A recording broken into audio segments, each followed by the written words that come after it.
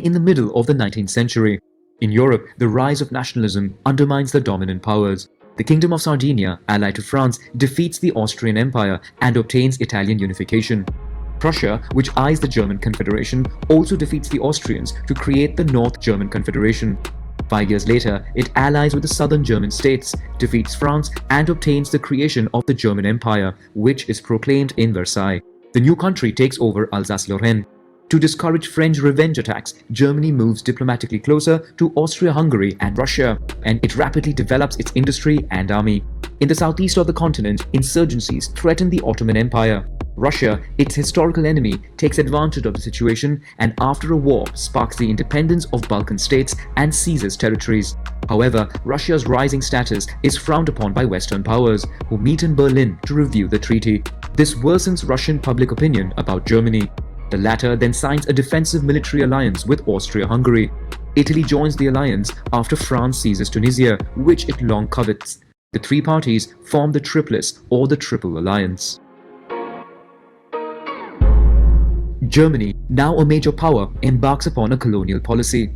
The country brings together European powers in Berlin to establish rules around colonization, then seizes territories in Africa and Asia.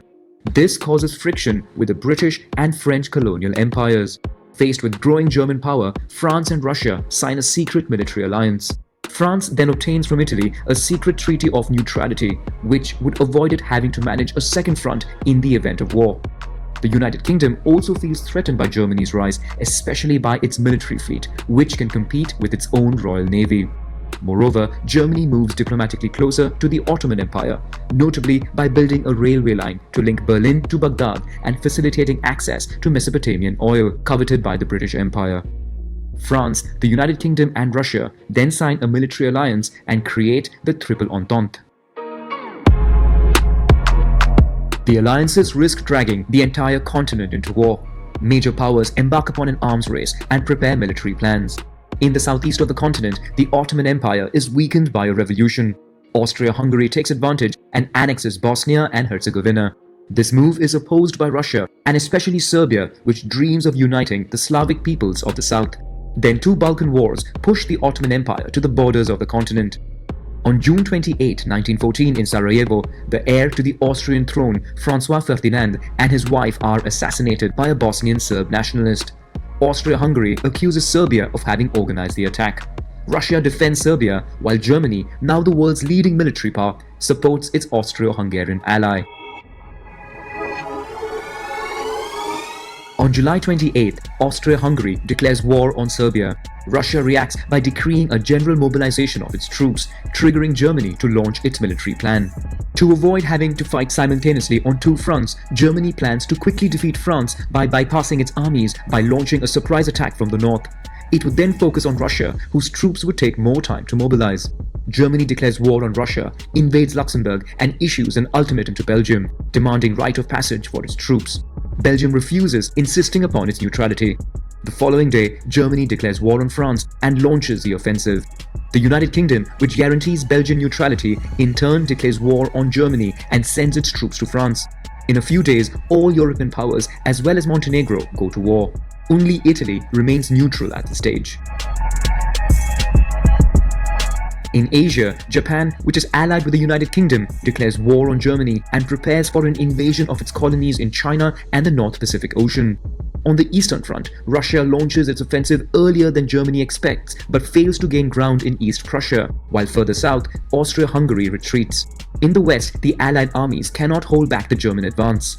The Franco-British armies retreat to Marne, where they reorganize, while the French government flees the capital to take refuge in Bordeaux.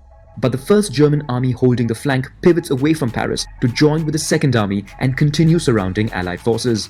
The Parisian Reserve Army attacks further north, stopping in its tracks the German advance. With this breach in the ranks, Allied forces rush in and force a German retreat. This is a failure of the Schlieffen Plan. When the front stabilizes, the two camps attempt to outflank each other and embark upon a race to the sea. For Germany, it is also a question of isolating Belgium and seizing ports where British reinforcements and supplies land. The Belgian army barely succeeds in joining the deadlocked war front. Networks of trenches are dug on both sides for about 700 kilometers between the North Sea and the Swiss border. Now that the Western Front is frozen, both sides use full force to attack the enemy. The war becomes total. The mighty Royal Navy imposes a naval blockade on Germany, while German submarines are sent to British waters to sink all ships and vessels. Aviation, which is still a recent invention, is used first for observations. Planes would then gradually be used for bombing and air combat. The Germans used Zeppelin airships to bomb Paris twice and England around 50 times. Both sides use lethal gases to attack the enemy in the trenches. Behind the front lines, entire populations participate in the war effort, including women who are involved in arms factories. Around the world, European colonies and British dominions are engaged in war. They seize German colonies and supply large reinforcements of soldiers to the front lines. On the Eastern Front, Russia is in trouble with Austro-German troops. The Ottoman Empire seizes the opportunity to go to war alongside the Central Powers. A new front opens in the Caucasus as Britain lands an Indian army in Mesopotamia with the goal to take control of oil resources. In reaction, the Central Powers launch an offensive towards the Suez Canal to cut supply lines from India, but are stopped in their advance. In the Caucasus, after the failure of the Ottoman offensive, the government accuses the Armenian people of having supported Russia. In retaliation, more than half of the Armenian population would be massacred in what is today recognized as genocide by 32 countries, but not by Turkey. To support geographically isolated Russia, allies want to open a sea supply route via the Dardanelles Strait. Franco-British ships enter the strait to bomb Ottoman forts, but find the waters full of sea mines, forcing a retreat. A month later, on April 25, allies organize a military landing, but Ottoman defenses hold steady, creating another deadlocked war front. During its submarine war, Germany sinks the British ship Lusitania, causing 1,200 civilian victims, including 128 US citizens. The United States, officially neutral until that point, registers protest. To prevent the US from going to war, Germany slows its submarine warfare. Italy, after negotiating with the Triple Entente to annex new territories, declares war on Austria-Hungary and launches an offensive around the Isonzo River. On the Eastern Front, Russia completes its retreat and stabilizes the battlefront. Bulgaria, which wishes to recover Balkan territories, joins the Central Powers. Together with Austro-German forces, they invade Serbia. In reaction, the Allies violate the neutrality of Greece by using Salonika to land reinforcements coming from fronts such as the Dardanelles, where Ottoman victory is complete. But it is too late for the overwhelmed Serbian army that flees via Albania. Troops are landed on the island of Corfu, from where they will be gradually brought back to the Macedonian front. On the Western Front, Germany launches a massive offensive in Verdun. The German artillery pounds French trenches, which resists as best they can. In the south of the continent, Portugal, allied with the United Kingdom, confiscates German ships in its ports. In response, Germany declares war on Portugal, who then sends troops to France and to its colonies in Africa, where only German East Africa still resists the Allied offensives. In Mesopotamia, the United Kingdom, after losing its besieged army in Kut, seeks support in the region. It secretly negotiates with France the partition of Ottoman territories at the end of the war. The two powers then support an Arab nationalist revolt which starts in Mecca by promising them independence. In the North Sea, German and British fleets face off in one of the largest naval battles in history. Despite heavy losses on the British side, the Germans, small in number, during the night take refuge in their port. While the Battle of Verdun is still ongoing and Italy is under pressure from Austria-Hungary, Russia attempts to relieve its allies by launching a massive offensive that succeeds in piercing through opposition defenses. In the west, another great offensive is launched along the Somme, with Britain spearheading the attack. They would use tanks for the first time, but to no avail. While Romania joins the Entente, the Brusilov offensive in the east and the battles of the Somme and Verdun all end, having caused tremendous casualties on both sides. Troops are exhausted and demoralized. In Germany, the war effort and the Allied trade embargo prevent the country from getting enough food, causing widespread famine. Western powers, on the other hand, can count on a supply of resources via the Atlantic, mainly from the United States, towards whom they are now in debt. In response, Germany relaunches unrestricted submarine warfare with the objectives of sinking all commercial and military ships. In addition, Germany sends a telegram to Mexico offering an alliance against the United States. The message is intercepted by Britain and transmitted to the United States, which then prepares to go to war. In Russia, the war effort exhausts the population, who revolt and cause the Tsar to abdicate. A provisional government is put into place which chooses to continue the war. The United States in turn declares war on Germany, but it would take several months for the first troops to join the front lines. Greece, which is under pressure from the Allies, joins the Entente.